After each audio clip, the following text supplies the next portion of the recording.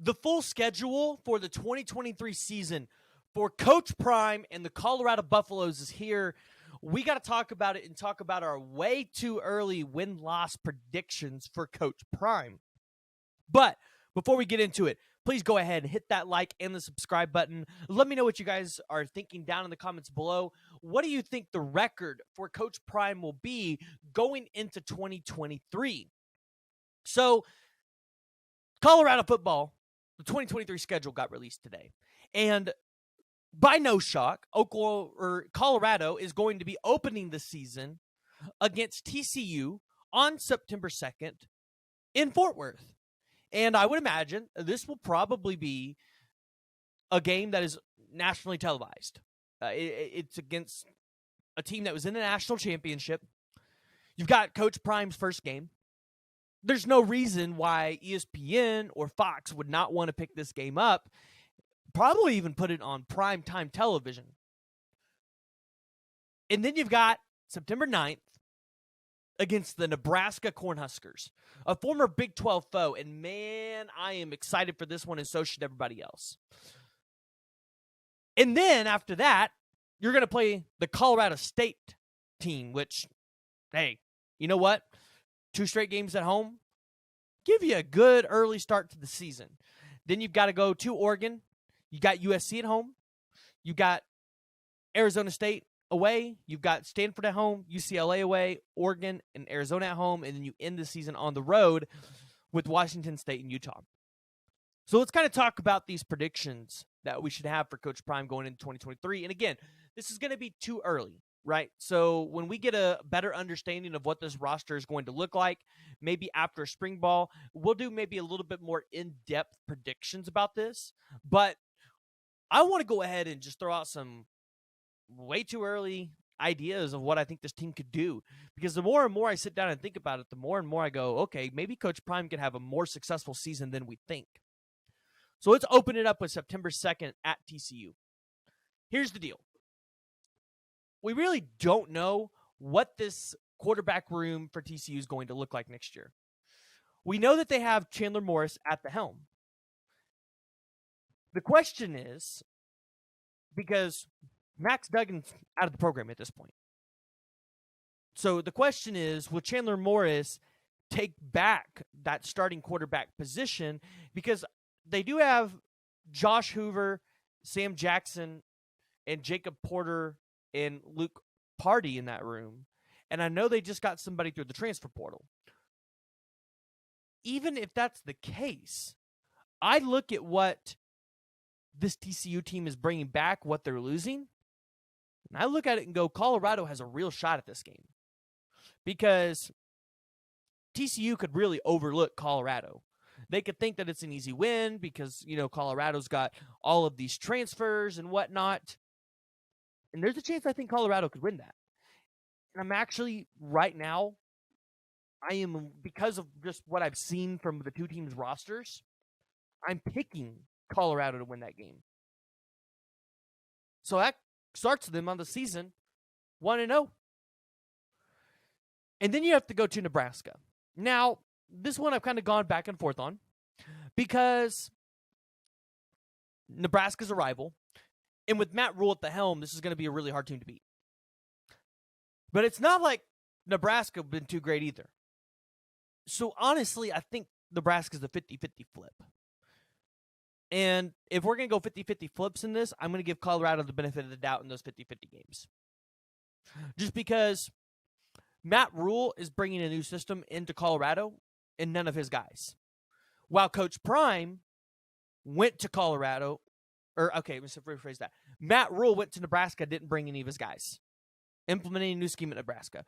Coach Prime went to Colorado, brought his quarterback, who runs a similar offense at Jackson State to what Sean Lewis is going to do at Colorado. He's brought some of his guys on the defense, and he's bringing in a lot of senior tenured guys. So I'm going to give Colorado the benefit of the doubt on that 50-50 flip. So that puts Colorado at 2-0. Then I look at Colorado State. I don't even think we really need to get into this one. I think just Colorado is going to outmatch Colorado State in that game. They'll be a more talented team. I give them the win. That gives them 3-0. Going to Eugene, Oregon. I can't pick Colorado to beat Eugene. Like, you're playing an Oregon team that has Bo Nix at the helm, and they're returning a lot. So I just can't pick them to win that one. So I put them at 3-1 at that point. USC at home. Now, again, this is one I put a lot of thought into because USC announced that they are retaining Alex Grinch as their head coach. And I get it. Some of you Colorado fans might jump in the comments right here and laugh at me. Or laugh with me, not laugh at me. But I don't know how explosive the Colorado offense is going to be. I know it'll be good. I just don't know how explosive it's going to be. And that's my problem. I don't know how to gauge this game yet. Right now, I'm going to give it to USC because they have Caleb Williams. And I just think Caleb Williams is that dude. But after the spring game, I reserve the right to change my mind on that one. And then you've got to go, so that would make you guys 3-2 at this point. So then we got Arizona State. As much as I like what Kenny Dillingham is doing at Arizona State and what they're putting together in terms of the staff, I just don't think they're going to have, again, the talent to beat Colorado. You know, I do think at some point talent and experience, it does overpower another team, and I think that's what's going to happen against Arizona State. So it moves Colorado to 4-2 here. And then you got Stanford at home. Stanford's bad. I don't see them improving a whole lot. So we're going to go ahead and give you that win. So that makes you now 5-2. Going on the road to Pasadena to play UCLA. Now this one's intriguing. Because when I go look at the UCLA roster, I have questions at the quarterback position. And I know they're bringing in Dante Moore. But if you have watched my channel, you know I am not a fan of starting a true freshman quarterback. And correct me if I'm wrong, I think Dorian Thompson-Robinson is out of the program at this point. So you have, on the UCLA roster, a junior in Chase. I can't even say the last name, so we're not even going to attempt it. And you've got 2 seniors in Chase Griffin and Sean Holland. And then you've got a sophomore in Ethan Garbers. Is it far-fetched to say that Colorado could beat UCLA in Pasadena? I'm being serious. I'm being for real here. Is there a real possibility that could happen? Who did they take through the transfer portal? Let's just see who they took in the transfer portal here. But I definitely think it's a question that we have to ask ourselves. Because at that point, Colorado would be sitting 6-2, heading into a back end of their schedule that has 3 very winnable games.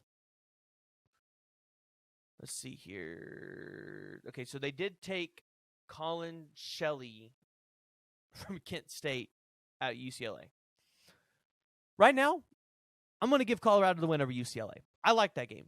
Gut feeling tells me I like it right now. That's where we're going with it. We're going to get the Colorado Buffaloes to 6-2 at that point.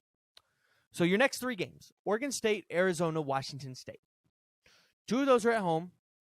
1 of them is away. I think Colorado goes 2-1 in this stretch. And here's why I say this.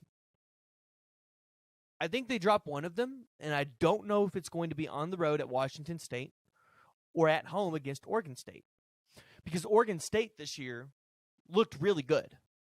And then now they got a transfer quarterback in DJ Uiagalelei, who I think is exceptional. And it's a coin flip for me, but I don't know if I can give Colorado the coin flip in this one. I don't know if I can give them the edge. Just because when I look at the quarterbacks, and I know you guys might rip me for this one, I think DJ Uiagalelei is a better quarterback than Shedeur Sanders. I really do. But I could be totally wrong. But right now, it's kind of hard for me to go, yeah, I'm picking Oregon State over Colorado. I just can't do it. I can't get myself to do it. But with it being a 50-50 flip, I'll just say in those 3 games, they go 2-1. So let's just say that puts you at 8-3 going to play Utah. I don't think you beat Utah. It's just that simple. I don't think Colorado can do it. I think Utah is a really talented team. I think they're going to be right back in the contention for a Pac-12 championship once again. But that ends your season at 8-4. I think that's a very realistic. And you know what? If Colorado went out there and won 10 games this season, wouldn't shock me. Because of that UCLA and Oregon, or that USC and Oregon State matchup. Both are at home. That's why I think they're very winnable. Because you're going to have to play an Alex Grinch defense, and if you've got your offense playing really well, those USC players have to come play at that elevation against a high-powered Sean Lewis offense. They're going to run that Alex Grinch defense up and down the field. Same thing with the Oregon State. But Oregon State's got a better defense.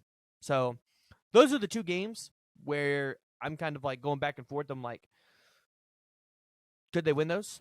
Because if they could, that bumps them up to 10 wins. And all of a sudden, we could be talking about Colorado in the Pac-12 championship. And I know some of you guys might be saying, well, Preston, you need to slow down because we still have a lot to go. I know, I agree with you. You guys still have a long ways to go. And maybe 10 wins is really far-fetched.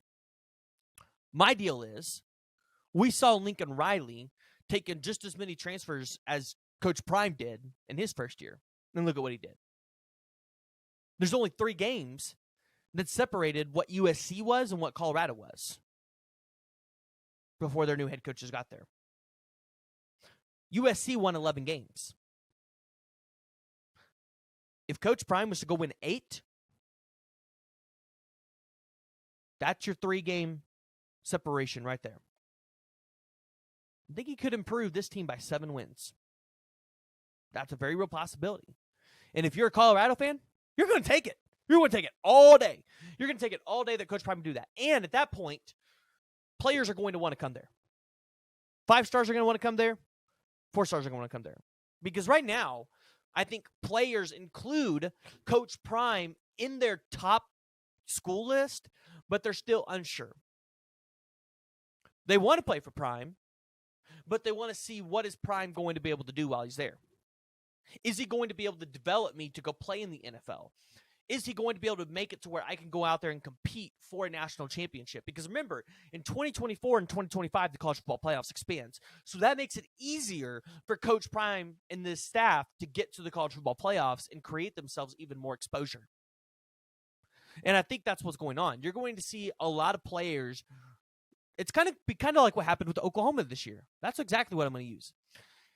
You're going to see a lot of players kind of really hold out their commitments for Colorado, and you even might see them commit somewhere else and maybe flip later on. But they'll really kind of hold out on Colorado till later in the season when they see who Coach Prime in Colorado is. And not necessarily by the record, but by how they're playing on the field. How do these players play for this coaching staff? Because this coaching staff is intense. And if you haven't seen the videos on social media that are circulating about Coach Prime and Tim Brewster and what they're doing and getting these players ready, it's intense.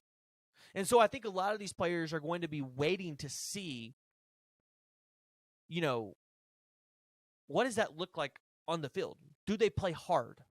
Is that translating to on-the-field success? And only time will tell. So for Colorado fans, you really might not see a lot of traction on the recruiting trail in terms of just big 5-star names until later in the season. But I think that's not really anything to be worried about, because when you look at some of the top players in the 2024 recruiting class that Colorado is in for, you look at it and go, KJ Bolden. Specifically, let's look at him, because I know there's been a lot of hype potentially around him there. I don't see KJ Bolden committing till probably November, December. Probably, right before National Signing Day. Early National Signing Day. Sorry, let me rephrase that. Early National Signing Day. That's a big top 5 guy. Additionally, you've got guys like TJ Capers. I know he's at Louisville right now, but ultimately I think there's a chance that you could see Colorado sneak back into the TJ Capers conversation late in the season and potentially flip that commitment. That's another top 10 player. You look at guys like Ellis Robinson, the number 13 player right now, currently overall in the 247 composite. Right now, he's crystal balled to end up at Georgia. But I think, again, there is a chance and an opportunity that later in the season, here, Ellis Robinson looking at Colorado, depending on what they're doing. So it's more of like a be patient thing right now for Colorado fans. Oklahoma fans really haven't learned that yet. But you just got to be patient.